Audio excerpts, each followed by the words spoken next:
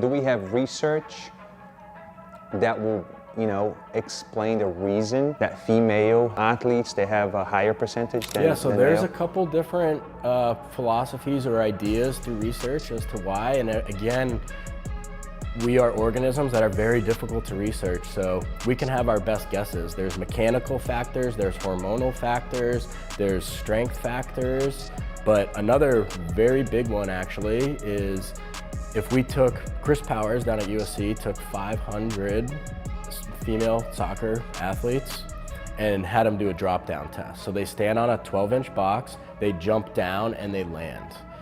And he just recorded them, had sensors on them, recorded them, cameras in the front and the side view. And what you see is they'll land and they'll be very quad dominant. And what I mean by quad dominant is they'll land, their shock absorption comes through their quads and their knees will travel forwards and in. Yeah. So then when you compare that to males, more commonly than not, what will happen is males will drop their butts down and use their glutes. Interesting. And you know what the most powerful muscle in the body is?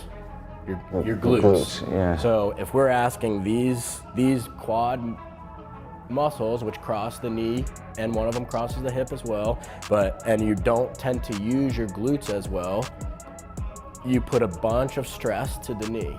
And what happens during most ACL injuries are non-contact, meaning you're not going in, there's not a tackle or traumatic incident, which yes, there can be that as well, that's part of it, but about 70% of them are non-contact. So the ACL is meant to keep the tibia from translating to forwards on the femur, the bone above. And the tibia, just for people that are listening, watching, where is that The bone? tibia is your main shin bone. So what the most common things that's happen is you're asking your quad to work a ton. Females, again, tend to overuse their quads.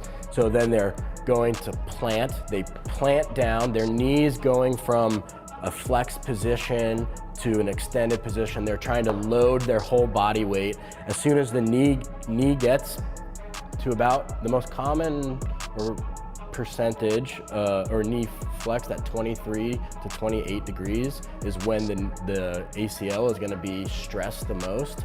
And at that same time, in soccer, there's a lot of cutting, dynamic movement. So their body may be going this way, the ball's going this way, they're trying to cut or juke or do a step over, push the ball to the outside.